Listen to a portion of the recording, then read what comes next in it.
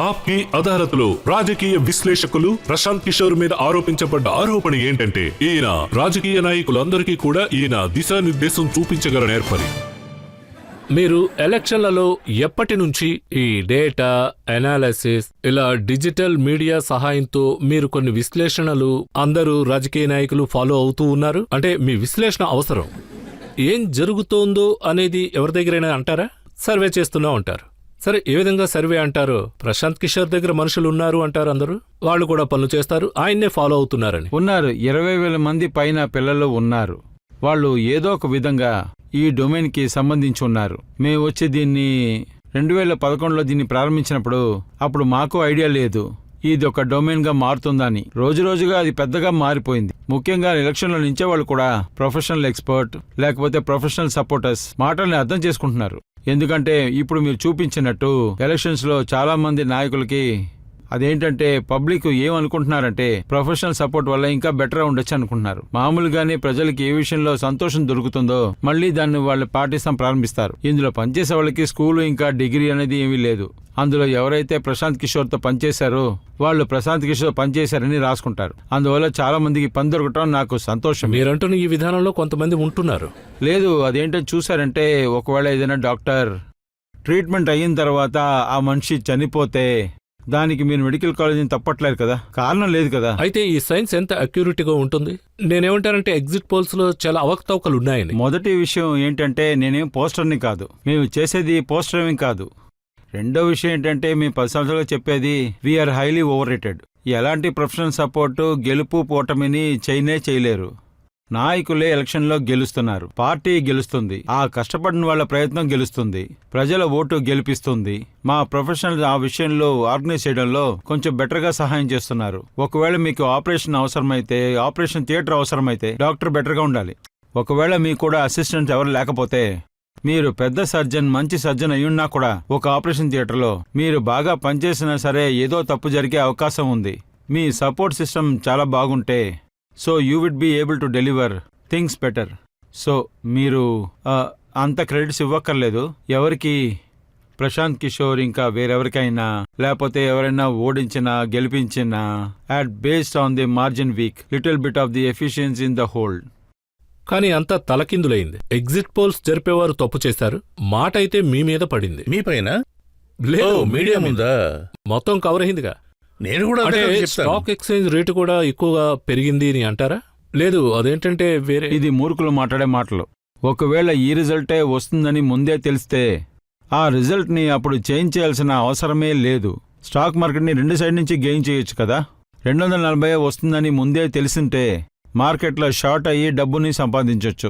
అందుకని ఎందుకు తప్పు చేస్తారు? తప్పు జరగడం మామూలే. అదే నేను మళ్ళీ చెప్తున్నాను, నేనేమీ సర్వేలు నడిపే న్యూస్ పేపర్ వాళ్ళం కాదు, లేదనే చెప్తాను. నేనొచ్చి వాళ్ళ డేటాను ఉపయోగించే మనిషిని. కానీ ఒకరి వల్ల తప్పు జరుగుతుందనే చెప్పడం సహజమే, కానీ దాని వెనకాల ఒక మోటివ్ ఉందని ఆ విషయం గురించి ఖచ్చితంగా తెలియదన్నప్పుడు నాకెందుకు కరెక్ట్ అనిపించట్లేదు. ఒక రూమ్లో కూర్చొని టీ తాగి సర్వేలు చెప్పడం, తనని ఎక్స్పర్ట్ అని చెప్పడం ఒక విషయం. ప్రొఫెషనల్గా విషయాలు చేస్తూ బయటికి వచ్చినప్పుడు పీక పట్టుకోవటం మామూలుగా జరిగే విషయమే. 10 జరిగితే 8 జరగటం మామూలు విషయమే కదా. 8 ఏం తక్కువ కాదు. బయట కూర్చుని సర్వేలు చెప్పడం అనేది మామూలే. కానీ ఏంటంటే రాజేష్ సార్, మా నాన్న జీవితంలో ఒక మంచి విషయం చెప్పారు. ఏమీ చేయని వాళ్ళు విమర్శిస్తూ ఉంటారని చెప్పారు. అందువల్ల మీరు మీకెందుకు ఆ జడ్జిమెంట్ లేదు? అలా ఉన్నప్పుడు సెఫాలజీ ఏమి, అదేంటంటే ఎలక్ట్రాల్ సెఫాలజీ ఏమి ఇండియాకు డొమైన్ కాదు, వరల్డ్ వైడ్ ఉంది. చాలా పెద్ద ఎక్స్పర్టీస్ ఇందులో ఉన్నారు, పెద్ద తెలివైన వాళ్ళు ఇందులో ఉన్నారు. ఇండియాలో ఎవాల్వ్ అవుతుంది. So yes, this time probably all who are involved they will look into the system, they will improve. మీరు టెలిఫోన్ యూజ్ చేస్తూ ఉన్నారు, ముందు హ్యాండ్ ఉన్నది ఉపయోగించారు, పేజర్ యూజ్ చేశారు, ఇప్పుడు మొబైల్ యూజ్ చేస్తున్నారు. ఒక్కొక్క రోజు ఒక ఇంప్రూవ్మెంట్ జరుగుతూనే ఉంది. ఇందులో కూడా ఇంప్రూవ్మెంట్ జరుగుతుంది. ఇంకొక విషయం కూడా మీరు చెప్పాలి అంటే ప్రజలకు, ట్విట్టర్, యూట్యూబ్ వీటి విషయంలో. లేదు, నేనంతా నేర్పించలేదు. అదేంటంటే నేను ఎప్పుడూ చెప్తాను, ఇలాంటి విషయాల్ని మనం ఎప్పుడూ ఓవర్ రేట్ చేస్తున్నాం. యూట్యూబ్లోనో, ఫేస్బుక్లోనో, ట్విట్టర్లోనో మనం ఎలక్షన్లో గెలిస్తే, గాంధీ గారు పోరాటం చేసేటప్పుడు ఆ టైం పోస్ట్ కార్డే ఉండింది, పోస్ట్ కార్డ్ని ఉపయోగించారు. ఇప్పుడు అది ఫేస్బుక్గా మారింది, ఫేస్బుక్లో రాస్తున్నారు. ఇప్పుడు ఫేస్బుక్ పోస్ట్ కార్డ్ సమస్య కాదు, అందులో రాయటమే ముఖ్యం, రాసింది ఎవరో అది ముఖ్యం. మెసేజ్ ఇంకా మెసెంజర్ యొక్క ముఖ్యత్వం ఏంటంటే, ఇంతకుముందు మనకి పోస్ట్ కార్డ్ ఉండింది, ఇన్లాండ్ కార్డ్ ఉండింది, ఎన్వలప్ ఉండింది. ఇప్పుడు వచ్చే ఫేస్బుక్ ఉంది, ఇంకా ట్విట్టర్ ఉంది, ఆ తర్వాత కొత్తగా వచ్చే అవకాశం ఉంది. ఇలాంటి విషయాలు అప్డేట్ అవుతూనే ఉంటాయి. సోషల్ పొలిటికల్ చూపు నుంచి మెసేజ్ ఇంకా మెసెంజర్ యొక్క ముఖ్యత్వం ఉంది. మీడియంకి అంత ప్రయారిటీ లేదు. కానీ ఒకటి ఉంది, టెక్నాలజీని మీరు ఉపయోగించకుండా ఒకవేళ మీరు పోస్ట్ కార్డ్ వేసుంటే అది చేరడానికి 10 రోజులు పడుతుంది. ఫేస్బుక్ మూలంగా అది 10 మిలియన్ చేరుతుంది. రెండింటికి చాలా వ్యత్యాసం అంటే ఉంది. మీరు అసలు ఏమనుకుంటున్నారు? Narendra Modi BJP Twitter, Facebook, YouTube బాగా ఉపయోగిస్తున్నారు, కానీ ఈసారి దాన్ని కాంగ్రెస్ డామినేట్ చేసింది అంటాను. లేదు, యాక్చువల్లీ ఏంటంటే ఫస్ట్ యూజర్ అడ్వాంటేజ్ ఒక మనిషికి ఎప్పుడూ ఉంటుంది. మొదటిసారి మేము 2014లో ప్రారంభించినప్పుడు ఆ టైంలో ఫేస్బుక్ అదేంటంటే FBలో వెయ్యాలంటే నవ్వుతారు. ఆ తర్వాత దాని గురించి అర్థం చేసుకున్న తర్వాత అందరూ దాన్ని ఉపయోగించడం ప్రారంభించారు. ఆ తర్వాత దాన్ని ప్రారంభించిన వాళ్ళు కన్ఫ్యూజ్ అయిపోయారు. ఆ తర్వాత పెద్ద కంపెనీస్ని మీరు చూసుంటారు. పెద్ద కంపెనీ అదేంటే స్టీల్ కంపెనీ అయితే, ఏదైనా ప్రోడక్ట్ సర్వీస్ కంపెనీ అయి ఉంటే ఎవరన్నా కొత్తగా వస్తారు, ఛాలెంజ్ చేసి ఓడిస్తారు. As you think bigger, your ability to move and whenever you becomes laser. మీరు ఒక పెద్ద ఓడ తిరగడానికి టైం పడుతుంది. కొత్త వాళ్ళు వచ్చారంటే చాలా ఎక్స్పెరిమెంట్లు చేయొచ్చు. So it's true in all walks of life. బిజినెస్లో కూడా పెద్ద కంపెనీలన్నీ వాళ్ళు వెంటనే ఎక్స్పెరిమెంట్ చేస్తారు. రజత్ శర్మ ఇండియా టీవీలో ఏదైనా ఎక్స్పెరిమెంట్ చేస్తే 10 సార్లు ఆలోచిస్తారు. ఒక ప్రాసెస్ ఉంది, సిస్టమ్ ఉంది, లెగసీ ఉంది. ఒక కొత్తవాడు యూట్యూబ్ని చూసి కొత్తగా ఏదైనా ఆలోచిస్తాడు. ఈ విషయం ఎందుకు రజత్ సార్కి అర్థం కాలేదని చెప్తాడు. ఎందుకు అర్థం కాదంటే మనం ఒక లెగసీలో ఉన్నాం. 10-15 సంవత్సరాలకు ఒక సిస్టమ్ ఉంది. అది ఓవర్ నైట్ లో జంప్ చేసి కొత్తగా ఏదైనా ఒకటి. ఈ ప్రశ్న ఎందుకు అడుగుతున్నానంటే, కాంగ్రెస్ లో కొంతమంది నాయకులు ఈసారి అంటే డిసెంబర్ నుంచి పోయిన సంవత్సరం అంటే మే వరకు రాహుల్ గాంధీ ఇన్స్టాగ్రామ్లో, ఫేస్బుక్లో, ముఖ్యంగా యూట్యూబ్లో చాలా మంది చూడడం జరిగింది. అంటే అది చాలా ఎఫెక్టివ్ అయిందని అనుకుంటున్నాను. Sir, two way thing. ఒకటి వచ్చి చూసారంటే మోడీజీ యొక్క యూకే సిస్టమ్, ఆయన డిజిటల్ ట్రాక్ లో ఏదో ఒకటి తగ్గింది. అలా చూస్తే overall he has got far wider reach. There is not true about it. కానీ రాహుల్ గాంధీ ఛాలెంజర్గా ఉన్నారు. ఆయన బేస్ తక్కువగా ఉండింది, కానీ పెరుగుదల ఎక్కువగా ఉండింది. ప్రజలు ఆయన వైపు చాలా మొగ్గు చూపించారు. ఆయన ఏం చేస్తారో ఒకసారి చూద్దాం అనుకున్నారు. మోడీ ఎప్పుడూ గెలుస్తూనే ఉంటారు. ఈ విధంగా ఏదో ఒక సర్టనిటీ ఉండింది. మోడీ ఎప్పుడూ గెలుస్తారు, దీంట్లో ఉంది. రాత్రి సాయంత్రం నడుతున్నారు. అది ఓవర్ కిల్ గా ఉంది. 10 సంవత్సరాలుగా ప్రజలు మోడీజీని పొద్దున సాయంత్రం చూస్తున్నారు. మీడియా అన్ని చోట్ల ఒక కొత్త మనిషి వస్తే ఏం మాట్లాడుతున్నారో వినాలని ఆతృతగా ఉంటుంది. అందువల్ల వెళ్లి చూస్తారు ఆయన ఏం చేస్తున్నారో అనేది. అదేవిధంగా కాంగ్రెస్ సోషల్ మీడియాలో స్ట్రాంగ్ గా ఉండింది.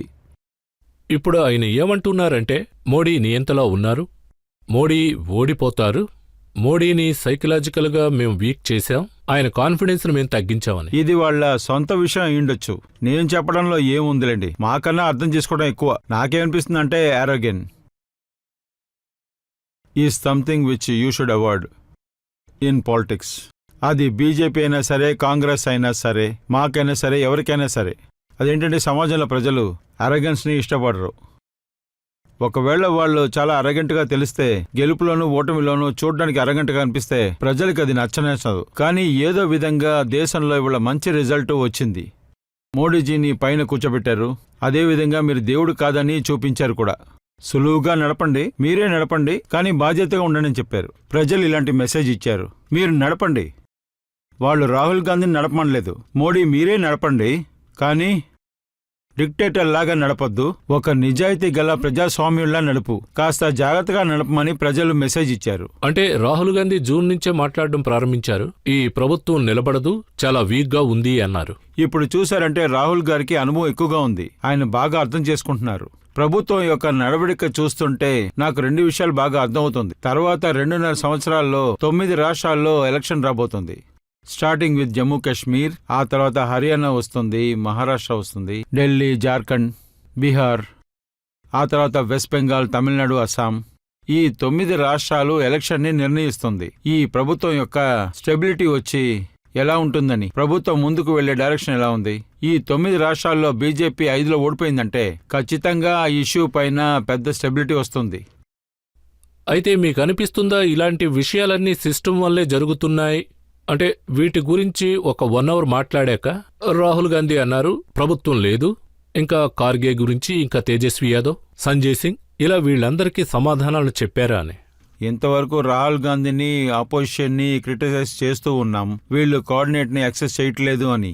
ఒకవేళ వాళ్ళ ఎఫర్ట్స్ ని కమ్యూనికేషన్ కోసం కోఆర్డినేట్ చేస్తుంటే we should thank them, we should applaud their effort. అందులో ఏ సమస్య లేదు, వాళ్ళ నెరేటివ్ ని కోఆర్డినేట్ విధంలో ఉంది. ఇందులో ఏం కంప్లైంట్ ఉంటుంది? ఏది వాళ్ళ తక్కువగా ఉందో, అపరెంట్ తక్కువగా ఉంది, దాన్ని వాళ్ళు బెటర్ చేసి ఉండొచ్చు. Now they are aspiring more cohesive as a unit, they are aspiring more aggressive. ఇది వచ్చి దేశానికి చాలా చాలా మంచి విషయమే, ప్రజాస్వామ్యంకి మంచి విషయమే. పార్లమెంట్లో డిబేట్ జరుగుతుంది కదా, ఇందులో భయపడటానికి ఏ విషయం లేదు. కాంగ్రెస్ కి 100కి బదులుగా 120 వచ్చినా సరే, లేకపోతే తలకిందులైనా సరే, కాంగ్రెస్ కి 240 వచ్చి బీజేపీకి 100 వస్తే అది దేశానికి మంచిదే, ప్రజలకి ప్రజాస్వామ్యానికి మంచిదే.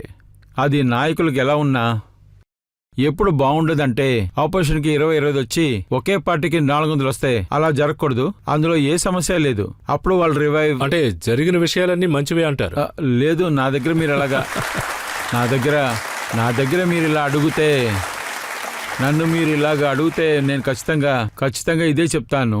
400 రావడం చాలా మంచిదయ్యింది, లేకపోతే బీహార్లో కూడా నేను పనిచేసి ఉండేవాడిని కాదు. నీ సర్వేని ఆపమంటారు, నువ్వు వచ్చి బీజేపీలో జాయిన్ అవ్వు. అదేంటంటే మీకేమనిపిస్తుందంటే బీజేపీలో అది వచ్చి చాలా ఎక్కువగా ఉపయోగపడింది. ఎవరికంటే మాకే ఎక్కువగా ఉపయోగపడింది. ఎందుకంటే ఆల్టర్నేటివ్ గా ఇంకో విషయాన్ని ఆపడానికి ప్రయత్నిస్తున్నాం, ప్రజలకు చెప్పాలనుకుంటున్నాం, మీరు కొత్తగా ఏదైనా ప్రయత్నించాలి అని. ఒకవేళ బీజేపీకి 300 లేకపోతే 400 సీట్లు వచ్చుంటే మీరు ఏమనుకుంటారు? నన్ను బీహార్లో పనిచేయిస్తారనుకుంటారా మీరు? అంటే ఈ దేశ ప్రజలు చాలా తెలివైన వారని మీరు నమ్ముతున్నారు? లేదు, నేను ఎలక్షన్ ముందంతా కాదు, నేనే మొదటి వాడిని. 5 సంవత్సరాలుగా చెప్తున్నాను, మోడీ యుగం అయిపోయిందని మీరు అనుకోవద్దు, ఆయనకి మాత్రం ఓటు పడుతుంది అనుకోవద్దు. ఈ దేశంలో ఆపోజిషన్ ఎప్పటికీ బలహీనంగా అవ్వదు. ఆపోజిషన్ బలంగా ఉంటే తగ్గొచ్చు. ఈ దేశంలో 60 కోట్ల మంది ఇప్పటికీ 100 రూపాయలు సంపాదించలేకపోతున్నారు. అక్కడ మీరు ఎంత ఈడు జరిపినా సరే, ఎంత ఫేర్ చేసినా సరే, ఫేస్బుక్, ట్విట్టర్, యూట్యూబ్ ని కంట్రోల్ చేసినా కూడా 100 కోట్ల ప్రజలు 100 రూపాయలు కూడా సంపాదించట్లేదు. వాడు నీకు ఖచ్చితంగా బానిసగా ఉండడు. ప్రేక్షకులు ఏమన్నా అడుగుతారా? సార్, మీరు చెప్పారు 10 సంవత్సరాల నుంచి 20 సంవత్సరాల వరకు మన దేశం బీజేపీ నుంచి ముందుకు సాగుతుంది అని. మీరు చెప్పిన వాగ్దానంలో ఖచ్చితంగా మాటిస్తున్నారా? ఖచ్చితంగా 200% గ్యారంటీగా ఉన్నాను. ముందు నేను చెప్పింది అర్థం చేసుకోండి. నేనేం చెప్పానంటే రాబోయే 20-30 సంవత్సరాల్లో, 10 సంవత్సరాలు కాదు 20 సంవత్సరాల్లో దేశ రాజకీయంలో ఖచ్చితంగా బీజేపీ ఉంటుందని. అందుకని వాళ్ళు ఓడిపోతారని లేదు. కానీ స్వతంత్రం తర్వాత అదేంటంటే 1950 నుంచి 1999 వరకు కాంగ్రెస్ అని ఒకరు ఉండేవారు. దాని చుట్టూ రాజకీయం జరుగుతూ ఉండేది. అప్పుడు కాంగ్రెస్ పాలన ఉన్నా సరే, ఆపోజిషన్ అయినా సరే, మీరు కాంగ్రెస్ కి సపోర్ట్ చేసినా సరే, వాళ్ళకి ఆపోజిషన్ గా ఉన్నా సరే, ఆ విషయం షిఫ్ట్ అయ్యి ఇప్పుడు బీజేపీకి మారిపోయింది. మీరు బీజేపీని ఆదరించవచ్చు, లేకపోతే ఆపోజిషన్ అవ్వచ్చు. ఇప్పుడు కాంగ్రెస్ ఎదుర్కొండా ఇండియా కూటమి జరగలేదు.